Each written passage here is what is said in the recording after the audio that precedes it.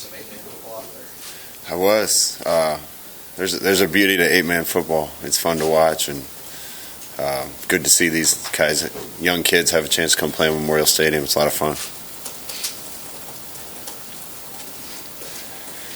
Scott, I know that you talked in the past about how you weren't really measuring the end of the season based on wins and losses, but just as an overview, to have the opportunity to finish 5-1 after starting 0-6, how big of a deal is that for this team? Well, you don't have to know a lot about football to see that we're playing a lot better in the second half than the first. We gave ourselves chances to win games in the first half of the season. We just didn't do the little things right to make them happen. We're starting to do some of those things right now, and we've given ourselves chances to win a few of these, and we've capitalized on them. We're playing a really good team again Friday, so hopefully we play well enough to give ourselves a chance, and then all those little things and the discipline and doing things the right way, hopefully will get us over the top.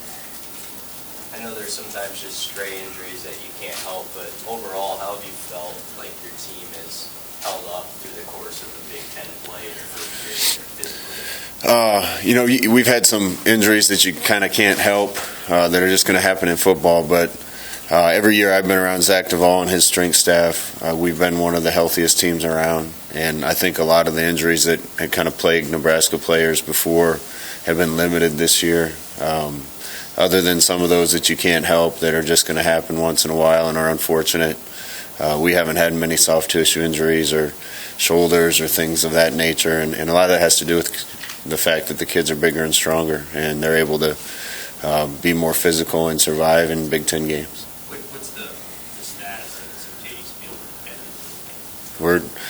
We're working as hard as we can on him. Feel good about it, but we'll have to see as the week goes on. After such an emotionally draining game, physically draining game on Saturday, did the guys come back today how you wanted them to, energetic-wise and all that? Yeah, it's been a long stretch, but I think kind of in this last week you can see the light at the end of the tunnel. We got to get a bunch of work done in a shorter amount of time this week, so we actually had a full practice like a Tuesday today, had the guys back in for a walkthrough to try to introduce the game plan last night. Guys' tanks are a little bit empty, but we got enough to get us through one more week, and I was really happy with the enthusiasm out there today. Scott, what are your impressions of Iowa's defense? Well, we played a really good defense Saturday. Can't stress that enough, how much respect I have for those guys and how they make it hard on you. That was a tough day to play offense. Made it even tougher by the defense that we were playing. This team that we're playing on Friday is similar. Big and physical up front. They know what they're doing. They're sound. We got a challenge in front of us again, and hopefully the weather will cooperate a little better and we'll be able to be a little more balanced. But these guys are statistically across the board about as good as the team we played Saturday. So it's a good team we're playing. What stands out about the defense? Why are they so good? Anytime you're in a system for as long as those two teams have been doing what they're doing, every kid in your program knows what they're doing. Every kid knows their responsibilities. Every kid's been in the same deal for their entire career, the same strength and conditioning around the same coaches. Those reps and that experience and that work adds up. And those coaches all on both those teams do a great job, and by the time kids are out there playing for them, they're big, strong guys that know what they're doing. And you see that in Michigan State's team, you see that in Iowa's team. What do you think this week means to Coach Shenander going back and playing alma mater? Yeah, Coach Chins and I have argued about Nebraska and Iowa for a long time. Now he's finally on the good side. But, he knows a lot of those guys over there, and they're good people. And I'm sure it'll be as emotional for him going over there as it was for me coming back here. So, but we have to put all that aside when we go play, and it just comes down to what happens on the field. Do you have much of a relationship with Kirk Harris? Yeah, I know Kirk pretty well. Mostly from my time at Northern Iowa. We'd be around the Iowa staff quite a bit, and he's one of the good guys in the sport. Isn't it pretty amazing? He just won number 150. He was illustrious for the amount of level of sustained success over the years. Yeah, his sustained success is impressive, but you still don't get to 150 unless you're a little bit old. So I'll make sure and remind him of that when I see him. What would you say about just the job Eric Chenander's done with this group when you think about where you were in August and where you are now in the defense? That was a big win for us in a lot of ways. I think the biggest was to kind of set the stage for the Blackshirts deciding that they can win games for us. And if you'd told me we were going to win a game ever here where we didn't score an offensive touchdown, I thought you were crazy. It was certainly a defensive day, not an offensive day, but our defense had to step up. And games like that are going to help you build confidence, help you build on things that you need to improve for the future. I think those guys have done an unbelievable job with what they have, what we walked into, and they've got these guys that are playing on defense playing about as well as they can. So we need to do that again Friday. Scott, in what ways might Adrian benefit from a game of that nature? When we watch the tape, talk to Mario about it, believe it or not, he played one of his better games. Just understanding in those situations that it isn't going to be a track meet and a video game type deal on a day like that. On a day like that, you got to just be patient, be smart with the football, and wait on your opportunities to make a couple plays here and there. And I thought for the most part he did a really good job with that. But that's all part of his learning process. Every game there's still things that he's learning and things that need to get fixed. The great part about him is he fixes them the next week. So he'll get used to the cold after living here for a while. Hopefully we won't have a game like that for a long time. But I thought a bunch of guys grew up in that game, showed a lot of courage in that game and a lot of resolve in that game. So it was a great team win for us from that perspective. Can you sense from your players that this game is important to them, not only because they view Iowa as a rival, but the last couple of games that they've had against Iowa? This game's important. All the games have been important. Rivalry games, I said this a bunch, they're kind of for the fans more than the players. We have to prepare like we're playing anybody else. I got a lot of respect for their coaching staff and their program, so there's not any animosity or hatred between the coaches. I know the fans probably argue and don't like each other, but they run a good program. We're trying to run one here. We're going to prepare just like it's any other game. And I think what you mentioned at the end, that the big part is we got a bunch of momentum going right now, and it'd be great to cap the thing off with another good game.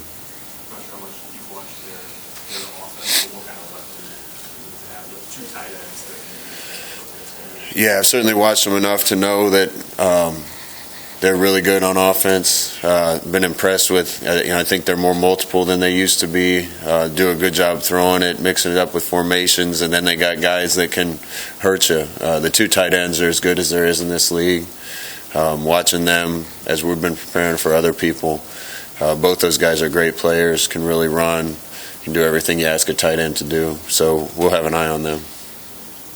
You're committed to Black Friday, locked into it, but do you love the short week? I know you had one last year against USF, sorry. Do you like it? Is that something you enjoy? I don't know as a coach if I enjoy it, trying to get all the work done in a week. We kind of stuck around after the game on Saturday and looked at some film. I had a bunch of recruits in town.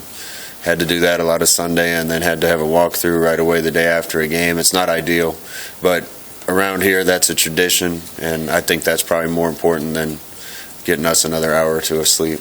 When you were a player, in 96 and 97, did you like having that stage on Friday?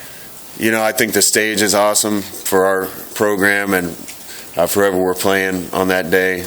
When I was a player, I didn't care when or where we were playing. I just wanted to play. So I think our guys feel the same way. For you guys as a staff after this game, how quick does recruiting come and all the in-homes and whatnot? How big will that stretch be in those 3 weeks that you can be on the road to kind of close out this first part of the recruiting cycle?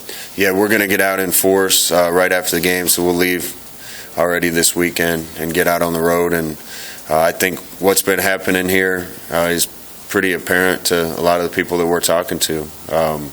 From where we started to where we are now, every single parent and kid we're talking to can see where this is going and can see the progress. see the fan base sticking with us through thick and thin, and I think they can all see that this is a program on the rise. So I think that's going to help us when we get out, and we're going to get out and try to capitalize on that right away. Scott, has this flown by for you? What? Has this flown by for you, the fact that it's the final week of regular season? You know, when you go through something and it seems like it just started yesterday, but also seemed like it started 10 years ago, that's kind of how this year's been. And we're going to look back and cherish this year, because a lot of things that happened this year, although some of them weren't pleasant, I think were necessary for us to try to get this where we want it to be. And I think that played out through the year. We're certainly a good enough football team right now to have a lot better record than what we have.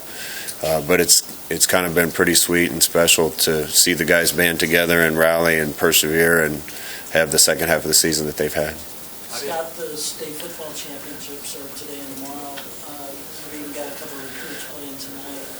Where is the talent level in this state for high school football as you look at it right now? There's good players in this state, and the best part about them is they love Nebraska and they love the game. They love playing football.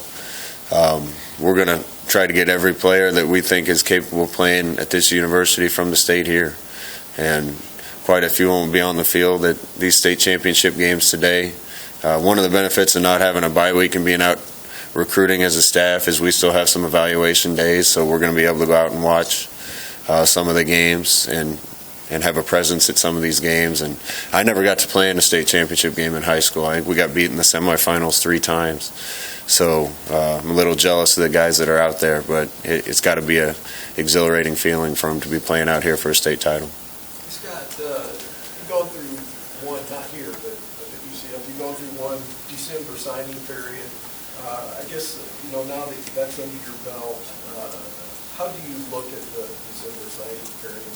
Do you like it, and has it caused you to change how you go about your business and recruiting because of that December signing period? I think everybody's changed a little because of the December signing period. Everything's got to happen quicker because the signing day comes up, and right after season, it's on top of you. So a lot of the decisions that were made in December and January are getting made earlier now.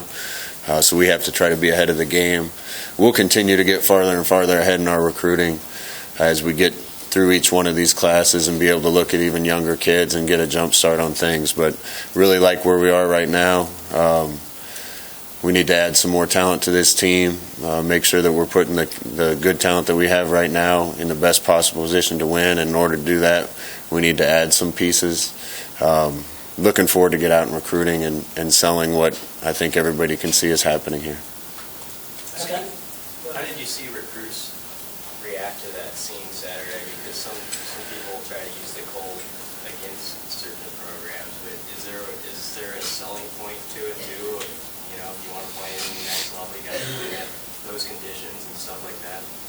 Yeah, absolutely. I was lucky enough to hang on the NFL for a while. I played in Cleveland and Green Bay. Loved my experiences in those 2 places. It certainly wasn't warm there. I think being in the Big Ten and getting to play in this type of football against these type of teams in all conditions prepares you better to have a chance at the next level. And we were kind of lucky. A lot of the guys we had in town we see as defensive players, and we won a game on defense.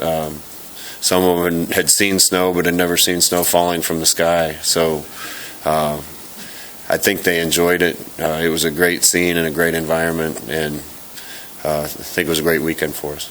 After the defensive performance, did you hand out any more black shirts? Yeah, Antonio Reed got a black shirt today. How did you guys present that to him, and what was his reaction? We don't want to make a bigger deal out of it than what it is. When they show up for practice, there's a new jersey hanging in their locker. And, I certainly felt like he could have been recognized as a conference player of the week with the difference he made in a defensive struggle in a 9-6 football game. But in our eyes, that's what he was. And he's capable of playing at that level all the time. It was great to see it come to fruition when we really needed it. Scott, tomorrow there's going to be a quarterback on this field from Aurora that broke your Class C1 record for total offense. Did you know that in your reaction to having that record go down this year? I didn't know that. I knew it was close. We'll have to see. I might not let him in the stadium. Hey, Hey, Scott, where's your walk-on situation right now going into year two?